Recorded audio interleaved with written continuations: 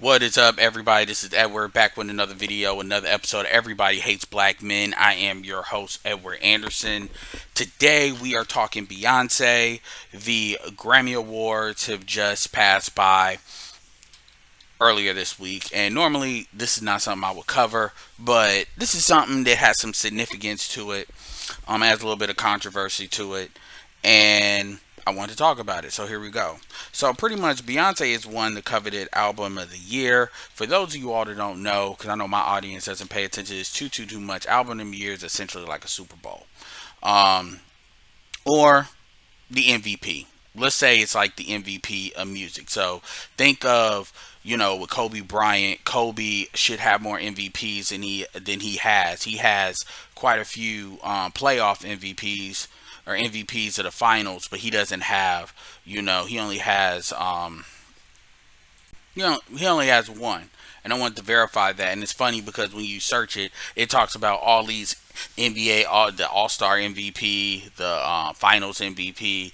The Finals MVP may have some significance, but the reality is the only one that really counts is the NBA MVP. So my point is, people have argued that Steve Nash has one of his.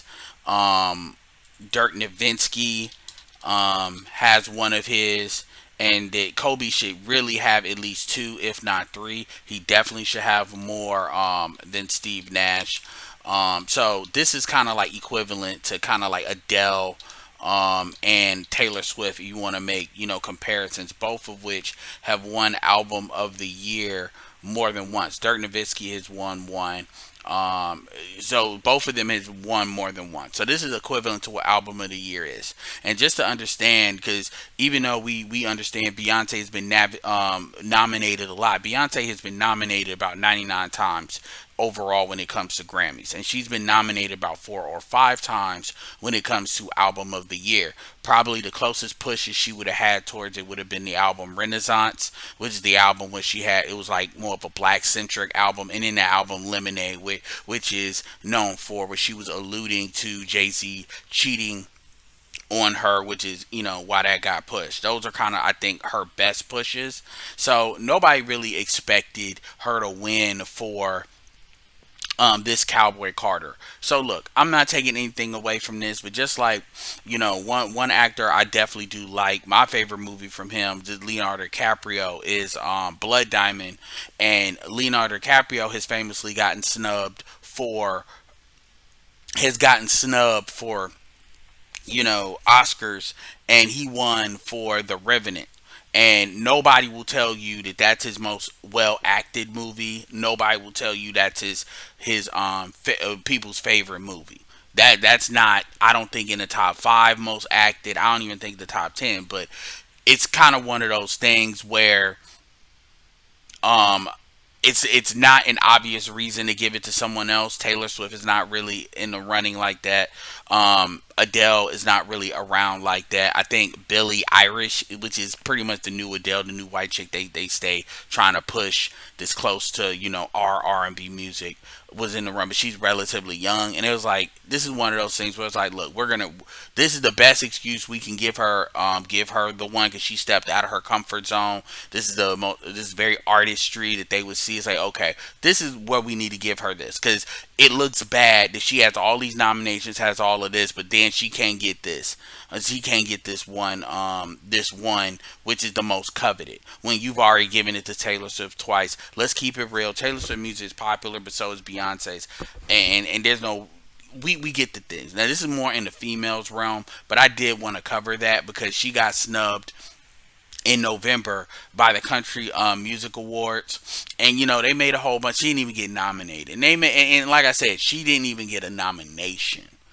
Which, that's a statement. They can make all of these excuses all that they want to. The smarter ones were talking about how she needs to hang with the family and all of that, but it's very clear that country music, that is a for rural white folks. That's their thing. That's their equivalent to the BET Music Awards. And quite frankly, I'm of the opinion that if because there's been a couple of country songs, black country songs, that have actually gone viral. You'd be surprised how many country artists that don't really get any real notoriety for real notoriety.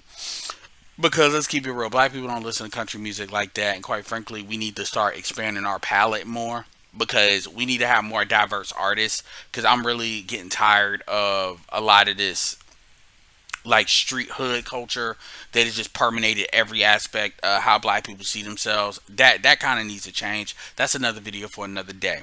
So that's what the BET Music Awards is for. Is to there should be like a country category. That way, these artists can get more notoriety. I mean, it really needs to. It really does. And because, quite frankly, we don't need the country music awards because in order to do well, we don't because we can en route that and we would make better music. But that's a whole nother thing. My point is that was a statement when they snubbed her. They basically said, and it wasn't just snubbing her; it was sending a message that you're not going to be welcomed. And rather than trying to push our way back into that, let them have that, and then let's make better music, and let them know. Now, granted, I'm not a country music fan, but like I said, they were afraid of that starting the domino effect. That's probably what they were really worried about because that's always what they're worried about.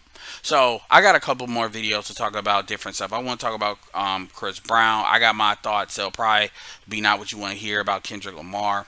But the thing about the Grammys is the Grammys is always heavily political.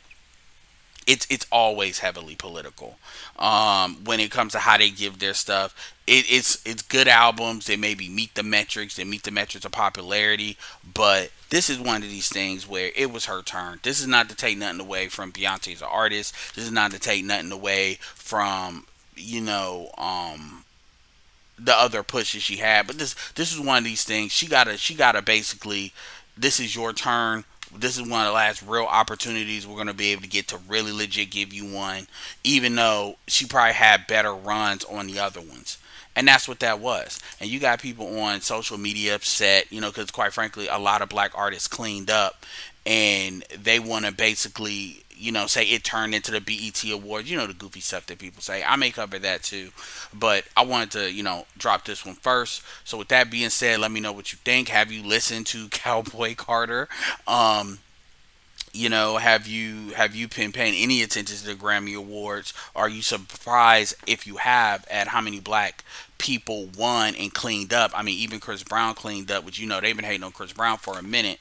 Are you surprised that she got snubbed completely by the Country Music Awards? Um, do you think this is her strongest push?